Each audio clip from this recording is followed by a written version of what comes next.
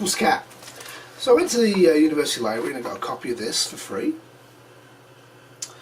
And I told you guys I'd go through it, and I have, and I've excised the most interesting information. So as I keep harping on, first aid, prepping, figure out, post, pre, natal care, right? Maternity is going to be the #1 killer of women and babies in the SHTF scenario. And I think it's interesting that there are 3 methodologies to look at survival of a species in a nuclear environment. The first is mortality.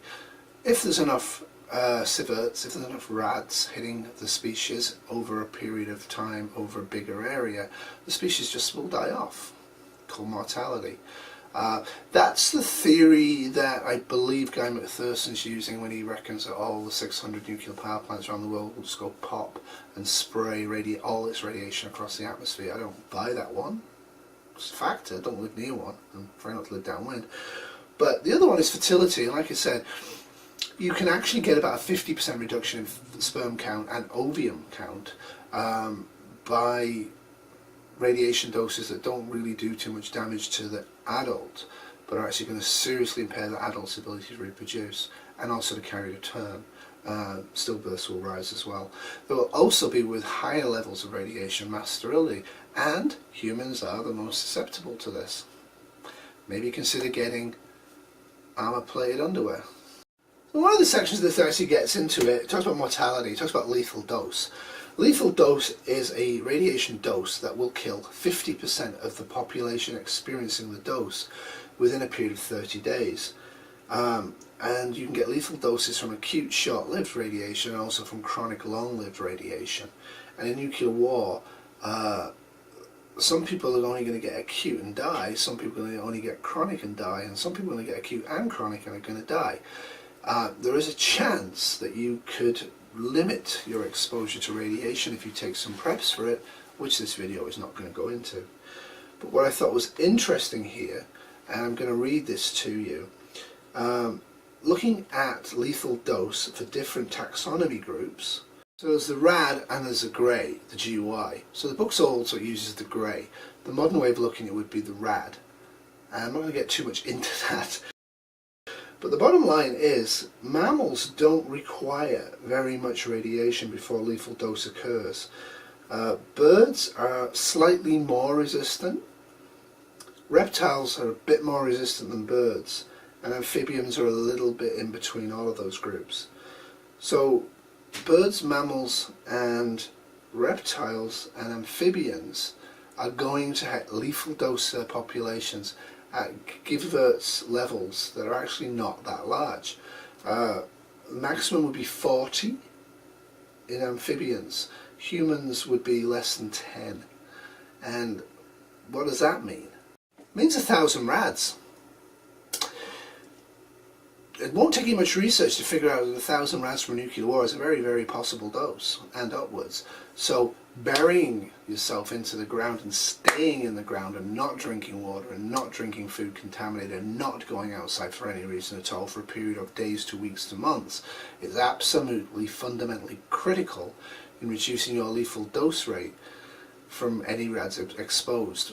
Right? And remember, radiation is an accumulation as well. So don't go stumbling around wildly. Get a Geiger counter, make sure it's EMP proof, figure out how to use it, figure out how to recharge it, and keep it as your most guarded possession.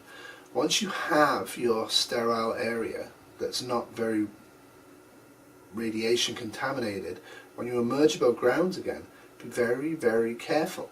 Remember that just by turning over a log or kicking leaf litter in the forest could actually spike your radiation, your exposure significantly, and if you're doing that day after day, don't be surprised if you die. So I read on the beach, and it's okay. It gave me the impression that dogs survive radiation exposure. Not actually true. The mammal with the highest toleration before lethal dose occurs is the humble rat. So we will be outlived by rats. Maybe rats, in 100 million years after we kill ourselves with nuclear weaponry, will become the dominant species. They'll probably look down upon these tiny little human things and squishes because we keep stealing their food and pooping in their claws. So the great news is, if you get exposed to about 1/10 of a rad an hour over a continual period you'll become sterile. In fact, the dogs are actually more prone to this than we are. So a dose of 0.23 milligray an hour, which is the old dosage, which I think is around about 0.1 or 10 rads, I don't know exactly what the figure is, it's low, will actually cause the human male to become sterile. And in fact the poor old male dog will become sterile at lower rates than that. And human females are actually 100% more exposure than that. So a human female will become sterile at half the dose the human male will become sterile, and which actually kind of surprised me because I kind of felt our reproductive sacs were more exposed, but I guess they're not. It's going to take about 40 times the exposure for a human female to die from radiation as opposed to becoming sterile from radiation. So this goes back to my original point. If you want to have reproductive power in the future after the nuclear war in the wasteland, you really want to limit your exposure to radiation as much as possible. You specifically want to limit it to females. That's an important factor if the females are hunting in the forest. They probably shouldn't for at least 5 years or more. What it found was that the critical factor for all species that are affected by radiation is not mortality. Obviously 100% mortality kills everybody. What they found was the critical factor for species survival over time was actually the number of creatures in the species that become sterile. So it's the sterility after you survive the nuclear blast and the initial effects of the radiation. It's the sterility that is actually going to extinguish the species' chance of survival. I do it on Kalal. I always try and actually put these on PowerPoint or on whatever and load them, and you probably won't be able to see this very well. Just to give you some idea of the mechanisms involved in the interspecies absorption of radiation in the wild. Of course, if you're a carnivore and you eat all of these, you're going to be at much more risk than if you're a vegan and you can survive out of the buckets for quite some time. So to get any specific information from this book was somewhat difficult, but there is some gems in here, and I have supplanted this, which I'll do in a secondary video. Pine trees susceptible to insect attack and radiosensitivity was increased when other environmental stresses are present. So if there is a forest fire environment, or if there is a drought or whatever, the pine trees will more likely to die from radiation than not. And one can easily imagine that flooding and or drought will occur during a nuclear war and the after effects. Now this is fun. In cultivated and pasture crops, the primary measure of effect has been the reduction in yield. So you don't really see a lot of dead plants or mutated plants. What you will see is a huge drop-off in how many corns are on each stalk and things like that. On this basis, seed crops, e.g. cereals, which the world is dependent on, rice and wheat, to eat, are generally more radiosensitive than vegetables, e.g. onions and radishes. So again, kind of counterintuitive. You might think that because they're in the ground, they may absorb more radiation. The effect can often be dramatic because there's a lot more fluids being pumped through a long corn stalk than a humble root vegetable. So the purely vegetative pasture and forage crops show the lowest sensitivity. So foraging is a good idea.